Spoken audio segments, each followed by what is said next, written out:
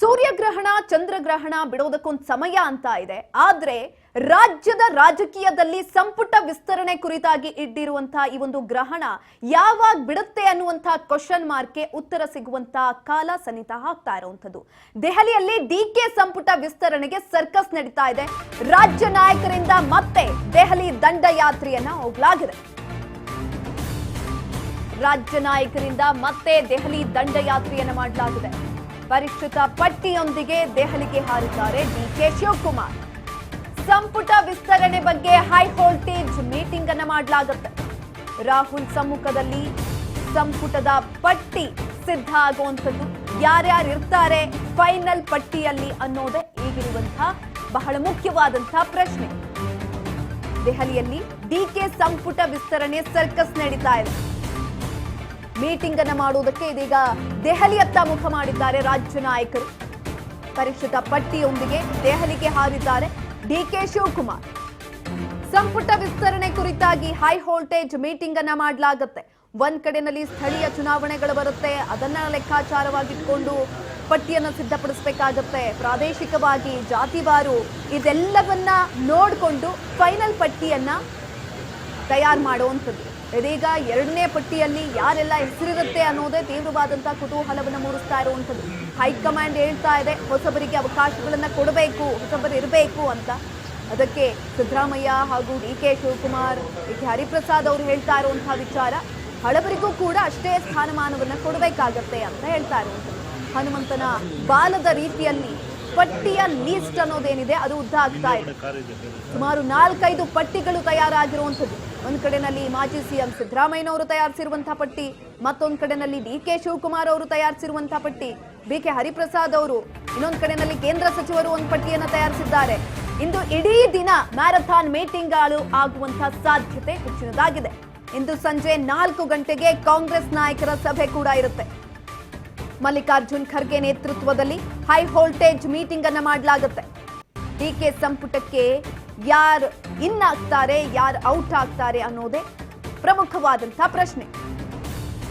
ಸಿದ್ದು ಸಂಪುಟದಲ್ಲಿದ್ದಂತಹ ಕೆಲ ಸಚಿವರಿಗೆ ಶಾಕ್ ಅನ್ನ ಕೊಡುವಂತಹ ಸಾಧ್ಯತೆಗಳು ಕೂಡ ಇರುವಂತದ್ದು. ಯಾರ ಹೆಸರು ಕೈ ಬಿಟ್ಟು ಹೋಗುತ್ತೆ, ಯಾರ್ಯಾರಿಗೆ ಮಣೆಯನ್ನ ಹಾಕ್ಲಾಗತ್ತೆ, ಇದೇ ಇವಾಗಿರುವಂತಹ ಪ್ರಶ್ನೆ. ಸಚಿವರ ಹೆಸರನ್ನ ಕೈ ಬಿಡುವ ಬಗ್ಗೆ ಹೈ ವೋಲ್ಟೇಜ್ ಚರ್ಚೆ ಆಗುತ್ತೆ. ಬ್ಯಾಕ್ ಟು ಬ್ಯಾಕ್ ಮೀಟಿಂಗ್ ಗಳನ್ನ ಮಾಡಲಾಗುತ್ತೆ. ಈ ಕಡೆನಲ್ಲಿ ನೀವು ನೋಡ್ತಾ ಇರಬಹುದು ಡಿಕೆ ಸಂಪುಟದಲ್ಲಿ ಯಾರೆಲ್ಲ ಇರ್ತಾರೆ ಅಂದ್ರೆ ಸಂಭಾವ್ಯ ಪಟ್ಟಿ ರಾಜ್ ನ್ಯೂಸ್ ನಲ್ಲಿ ನಿಮ್ಗೆ ನಾವು ತೋರಿಸ್ತಾ ಇದ್ದೀವಿ. ಒಂದ್ ಕಡೆನಲ್ಲಿ ಹುನಗುಂದ ಶಾಸಕ ವಿಜಯಾನಂದ ಕಾಶಪ್ಪನವರು, ಅವರ ಹೆಸರು ಕೂಡ ಕೇಳಿ ಬರ್ತಾ ಇದೆ. ಮತ್ತೊಂದ್ ಕಡೆನಲ್ಲಿ RB ತಿಮ್ಮಾಪುರ, ಮಂಕಾಳ ವೈದ್ಯ, ಬಸವರಾಜ್ ಶಿವಣ್ಣನವರ್, ಇನ್ನು ಮಹಿಳಾ ಕೋಟದಲ್ಲಿ ಆರತಿ ಕೃಷ್ಣ ಅವರ ಹೆಸರು ಕೂಡ ಕೇಳಿ ಬರ್ತಾ ಇರುವಂತದ್ದು. ಒಂದ್ ಕಡೆನಲ್ಲಿ ಲಕ್ಷ್ಮಿ ಹೆಬ್ಬಾಳ್ಕರ್, ಮತ್ತೊಂದ್ ಕಡೆನಲ್ಲಿ ಆರತಿ ಕೃಷ್ಣ ಅವರು, ಅವರ ಹೆಸರನ್ನ NRI ಕೋಟದ ಅಡಿಯಲ್ಲಿ ಅಥವಾ ಆ ಡಿಪಾರ್ಟ್ಮೆಂಟ್ ಅನ್ನ ಏನ್ ತರಬೇಕು ಅಂತ ಹೇಳ್ತಿದ್ದಾರೆ, ಆ ಡಿಪಾರ್ಟ್ಮೆಂಟ್ ಅಡಿಯಲ್ಲಿ ಆರತಿ ಕೃಷ್ಣ ಅವರ ಹೆಸರನ್ನ ಕೂಡ ತೆಗೆದುಕೊಂಡಿರುವಂತದ್ದು. ಎಸ್ಎ ಕುರಿತಾಗಿ ಹೆಚ್ಚಿನ ಮಾಹಿತಿಯನ್ನು ತಿಳ್ಕೊಳ್ತಾ ಹೋಗೋಣ. ಅಸೋಸಿಯೇಟ್ ಎಡಿಟರ್ ಆದಂತಹ ಗೋವಿಂದ್ ಸರ್ ಸಂಪರ್ಕದಲ್ಲಿದ್ದಾರೆ. ಎಸ್ ಗೋವಿಂದ್ ಸರ್, ಇದೀಗ ಡಿಕೆ ಸಂಪುಟದಲ್ಲಿ ಯಾರೆಲ್ಲ ಇರ್ತಾರೆ, ಯಾರೆಲ್ಲ ಇರಲ್ಲ ಅನ್ನೋದೇ ತೀವ್ರವಾದಂತಹ ಕುತೂಹಲವನ್ನು ಮೂಡಿಸ್ತಾ ಇರುವಂತದ್ದು. ಒಂದ್ ಕಡೆನಲ್ಲಿ ಈಗ ಆಲ್ರೆಡಿ ಪಟ್ಟಿಗಳ ಒಂದು ಲೀಸ್ಟೇ ರೆಡಿ ಆಗ್ತಾ ಇದೆ. 4-5 ಪಟ್ಟಿಗಳಿದೆ. ಹನುಮಂತದ ಬಾಲದ ರೀತಿಯಲ್ಲಿರುವಂತದ್ದು ಪಟ್ಟಿ. ಯಾರೆಲ್ಲ ಇರ್ತಾರೆ, ಯಾರೆಲ್ಲ ಇರಲ್ಲ, ಹೆಚ್ಚಿನ ಮಾಹಿತಿ ಕೊಡೋದಾದ್ರೆ. ಸುಕನ್ಯಾ, ಇರುವಂತ 20 ಸ್ಥಾನಗಳಿಗೆ ಸಹಜವಾಗಿ 40ರಿಂದ 50 ಜನ ಸಚಿವ ಸ್ಥಾನದ ಆಕಾಂಕ್ಷಿಗಳಿಗೆ ಕೇಳಿ ಇನ್ನು ಸರ್ಕಾರ ಇರುವಂತದ್ದು 20 ತಿಂಗಳು ಮಾತ್ರ ಬಾಕಿ. ಹಾಗಾಗಿ ನಾನು ಡಿಕೆ ಶಿವಕುಮಾರ್ ಸಂಪುಟ ಸೇರ್ಲೇಬೇಕು ಅಂತೇಳಿ ತಮ್ಮದೇ ಹಂತದಲ್ಲಿ ಯಾವ್ಯಾವ ರೀತಿ ಲಾಬಿಯನ್ನ ನಡೆಸಬೇಕು ಆ ರೀತಿ ಎಲ್ಲಾ ರೀತಿಯ ಲಾಬಿಯನ್ನ ಈಗಾಗಲೇ ಸಚಿವ ಸ್ಥಾನದ ಆಕಾಂಕ್ಷಿ ನಡೆಸ್ತಾ ಇದ್ದಾರೆ. ಈಗಾಗಲೇ ಸಿಎಂ ಡಿಕೆ ಶಿವಕುಮಾರ್ ಅವರು ಮತ್ತು ಮಾಜಿ ಸಿಎಂ ಸಿದ್ದರಾಮಯ್ಯ ಅವರು ಈಗಾಗಲೇ ದೆಹಲಿಗೆ ಏನು ತಲುಪಿರುವಂತದ್ದು. ಈಗಾಗಲೇ ಕರ್ನಾಟಕ ಭವನದಲ್ಲಿ ಅವರ ಆಪ್ತರ ಜೊತೆ ಈಗಾಗಲೇ ಮಾತುಕತೆಯನ್ನು ಕೂಡ ನಡೆಸ್ತಾ ಇದ್ದಾರೆ. ದೆಹಲಿಯಲ್ಲಿ ಈಗಾಗಲೇ ಇನ್ನು ಸಂಸತ್ ಅಧಿವೇಶನ ನಡೀತಿರೋದ್ರಿಂದ ರಾಹುಲ್ ಗಾಂಧಿ ಅವರು ಕೂಡ ಸಂಜೆವರೆಗೂ ಕೂಡ ಬಿಸಿ ಇರ್ತಾರೆ. ಸಂಜೆ ವೇಳೆಗೆ ಏನೋ ಒಂದು ಸಭೆ ನಡೆಯುವಂತ ಸಾಧ್ಯತೆ ಇದೆ. ಹಾಗಾಗಿ ಈಗಾಗಲೇ ಪಟ್ಟಿಯನ್ನೇ ತೆಗೆದುಕೊಂಡು ಹೋಗಿದ್ದಾರೆ. ಅಂದ್ರೆ ಡಿಕೆ ಶಿವಕುಮಾರ್ ಅವರು ಒಂದು ಪ್ರತ್ಯೇಕವಾದಂತಹ ಪಟ್ಟಿಯನ್ನೇ ತೆಗೆದುಕೊಂಡಿದ್ದಾರೆ. ಅಂದ್ರೆ ನನ್ನ ಸಂಪುಟದಲ್ಲಿ ಯಾವೆಲ್ಲ ಇರಬೇಕು ಅಂದ್ರೆ ಜಾತಿವಾರು ಮತ್ತು ಪ್ರಾದೇಶಿಕವರು ಯಾರಿಗೆ ಒಂದು ಸ್ಥಾನಮಾನ ಸಿಗಬೇಕು ಅನ್ನೋ ಲೆಕ್ಕಾಚಾರದಲ್ಲಿ ಈಗಾಗಲೇ ಪಟ್ಟಿಯನ್ನೇ ತೆಗೆದುಕೊಂಡು ಹೋಗಿರುವಂತದ್ದು. ಮತ್ತೊಂದು ಕಡೆ ಸಿದ್ದರಾಮಯ್ಯ ಕೂಡ ಈ ಹಿಂದೆ ಸಂಪುಟ ರಚನೆ ಆದಂತ ಸಂದರ್ಭದಲ್ಲಿ ಎಲ್ಲೋ ಒಂದ್ ಕಡೆ ಸಿದ್ದರಾಮಯ್ಯ ಕೈ ಮೇಲ್ಗೈ ಆಗಿತ್ತು. ಈಗ ಸಂಪುಟ ವಿಸ್ತರಣೆ ಮಾಡುವಂತ ಸಂದರ್ಭದಲ್ಲಿ ಮತ್ತೆ ಅವರ ಕೈ ಮೇಲ್ಗೈ ಆಗುತ್ತೆ ಅನ್ನೋದು ಕೂಡ ಸಾಕಷ್ಟು ಚರ್ಚೆ ಆಗ್ತಿದೆ. ಯಾಕಂದ್ರೆ ಕಳೆದ ವಾರ ತೆಗೆದುಕೊಂಡಂತ ಪಟ್ಟಿಗೆ ಎಲ್ಲೋ ಒಂದ್ ಕಡೆ ನೇರವಾಗಿ ರಾಹುಲ್ ಗಾಂಧಿ ಅವರು ಅಸಮಾಧಾನ ವ್ಯಕ್ತಪಡಿಸಿದ್ರು.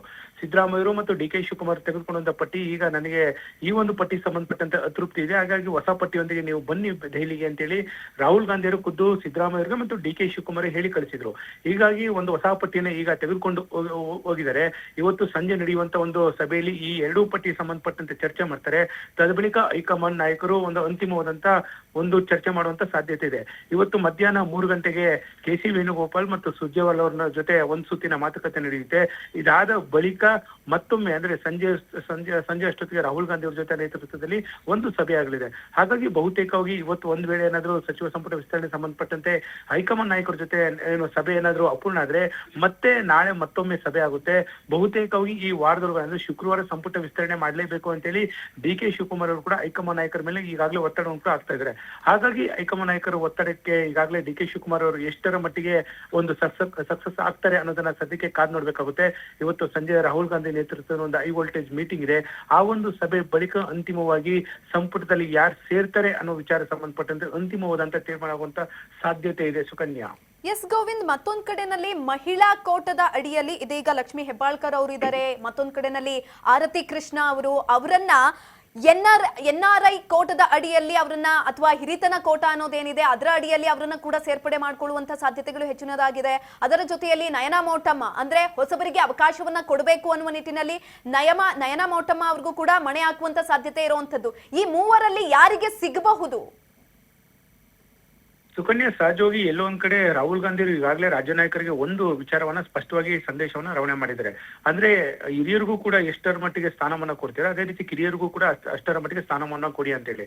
ಎಲ್ಲೋ ಒಂದ್ ಕಡೆ ಹಿರಿಯ ಕಾಂಗ್ರೆಸ್ ನಾಯಕರು 3ರಿಂದ 5 ಬಾರಿ ಗೆದ್ದಂತರು ಈ ರೀತಿ ಏನಾದ್ರೂ ಕಡೆಗಣೆ ಮಾಡಿದ್ದೆ ಆದಲ್ಲಿ ಇದು ಸಹಜವಾಗಿ ನೇರವಾಗಿ ಪಕ್ಷದ ಮೇಲೆ ಒಂದು ಬೇರೆ ರೀತಿಯ ಪರಿಣಾಮ ಬೀರುತ್ತೆ ಲೆಕ್ಕಾಚಾರದಲ್ಲಿ ಕೂಡ ಈಗಾಗಲೇ ಕೆಲ ನಾಯಕರು ಮಾತನಾಡ್ತಾ ಇದ್ದಾರೆ. ಆದ್ರೆ ಹೊಸಬರಿಗೆ ಹೆಚ್ಚಿನವಾದಂತ ಅವಕಾಶವನ್ನ ಮಾಡ್ಕೊಡ್ಬೇಕು ಅಂತ ಹೇಳಿ ರಾಹುಲ್ ಗಾಂಧಿ ಅವರು ಈಗಾಗಲೇ ರಾಜ್ಯ ನಾಯಕರಿಗೆ ಸೂಚನೆ ಕೊಟ್ಟಿರೋದ್ರಿಂದ ಮೊದಲನೇ ಬಾರಿ ಆಯ್ಕೆಯಾದಂತ ಶಾಸಕರಿಗೆ ಒಂದ್ ರೀತಿ ಏನಾದ್ರೂ ಜಾಕ್ಪಟ್ ಹೊಡೆಯುತ್ತಾ ಅನ್ನೋದು ಸಂಬಂಧಪಟ್ಟಂತೆ ಸಾಕಷ್ಟು ಚರ್ಚೆ ಆಗ್ತಿದೆ.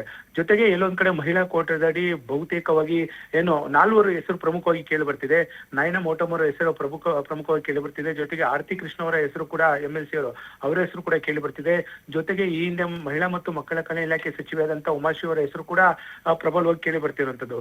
ಇನ್ನು ಸಿದ್ದರಾಮಯ್ಯ ಸಂಪುಟದಲ್ಲಿ ಸಚಿವೆಯಾದಂತ ಲಕ್ಷ್ಮೀ ಹೆಬ್ಬಾಳ್ಕರ್ ಹೆಸರು ಕೂಡ ಎಲ್ಲೋ ಒಂದ್ ಕಡೆ ಅಂತಿಮ ಹಂತದಲ್ಲಿ ಅವರ ಹೆಸರು ಏನಾದ್ರೂ ಸೇರ್ಪಡೆ ಆಗುತ್ತಾ ಅನ್ನೋ ಲೆಕ್ಕಾಚಾರದಲ್ಲಿ ಕೂಡ ಈಗಾಗಲೇ ಚರ್ಚೆ ಆಗ್ತಿದ್ದು. ಮತ್ತೊಂದು ಕಡೆ ಕಲಬುರಗಿ ವಿಭಾಗದಲ್ಲಿ ಖನಿಜಾ ಫಾತಿಮಾ ಅವರು ಏನಾದ್ರು ಈ ಒಂದು ಸಂಪುಟದಲ್ಲಿ ಸೇರ್ತಾರೆ ಅನ್ನೋದು ಕೂಡ ಸಾಕಷ್ಟು ಚರ್ಚೆ ಆಗ್ತಿದೆ. ಯಾಕಂದ್ರೆ ಡಿ ಕೆ ಶಿವಕುಮಾರ್ ಸಂಪುಟದಲ್ಲಿ ಸದ್ಯದ ಮಟ್ಟಿಗೆ ಮೊದಲನೇ ಹಂತದಲ್ಲಿ ಸಂಪುಟ ರಚನೆ ಆದಂತ ಸಂದರ್ಭದಲ್ಲಿ ಯಾರು ಕೂಡ ಮಹಿಳೆಯರಿಲ್ಲ. ಹಾಗಾಗಿ ಈಗ ಸಂಪುಟ ವಿಸ್ತರಣೆ ವೇಳೆ ಇಬ್ಬರು ಮಹಿಳೆಯರು ಸೇರೋದು ಬಹುತೇಕವಾಗಿ ಖಚಿತ ಅಂತ ಕೂಡ ಹೇಳಲಾಗ್ತಿದೆ.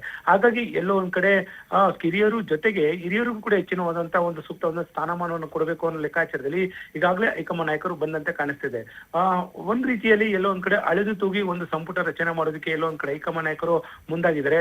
20 ಸ್ಥಾನ ಇರುವಂತದ್ದು. ಹಾಗಾಗಿ ಒಮ್ಮೆಲೆ 20 ಸ್ಥಾನವನ್ನ ತುಂಬ್ತಾರ ಅಥವಾ 2-3 ಸ್ಥಾನವನ್ನ ಏನಾದ್ರು ಉಳಿಸ್ಕೊಂಡು ಮುಂದಿನ ದಿನಗಳಲ್ಲಿ ಭಿನ್ನಮತ ಅಸಮಾಧಾನ ಸ್ಫೋಟ ಆದ್ರೆ ಈ ರೀತಿ ಲೆಕ್ಕಾಚಾರದಲ್ಲಿ ಏನಾದ್ರು 2-3 ಸ್ಥಾನ ಉಳಿಸ್ಕೊಂಡು ಏನಾದ್ರು ಸಂಪುಟ ವಿಸ್ತರಣೆಗೆ ಏನಾದ್ರು ಗ್ರೀನ್ ಸಿಗ್ನಲ್ ಕೊಡ್ತಾರ ಅನ್ನೋದನ್ನ ಸದ್ಯಕ್ಕೆ ಕಾದ್ ನೋಡ್ಬೇಕಾಗಿದೆ. ಸುಕನ್ಯಾ, ಧನ್ಯವಾದಗಳು ಗೋವಿಂದ್ ಹೆಚ್ಚಿನ ಮಾಹಿತಿಗಾಗಿ. ಎಸ್ ನೋಡಿ, ಈಗ ಆಲ್ರೆಡಿ 3-4 ಪಟ್ಟಿಯನ್ನ ರೆಡಿ ಮಾಡಿರುವಂಥದ್ದು. ಆ ಪಟ್ಟಿಯಲ್ಲಿ ಹೈಕಮಾಂಡ್ ಯಾವ ಪಟ್ಟಿಯನ್ನ ಪರಿಗಣಿಸುತ್ತೆ ಅಥವಾ ಅದನ್ನು ಹೊರತುಪಡಿಸಿ ಬೇರೆಯದೇ ಪಟ್ಟಿಯನ್ನ ತಯಾರಿ ಮಾಡುತ್ತಾ, ಅದು ಕೂಡ ಬಹಳ ಮುಖ್ಯವಾಗಿ ಇರುವಂತಹ ಪ್ರಶ್ನೆ.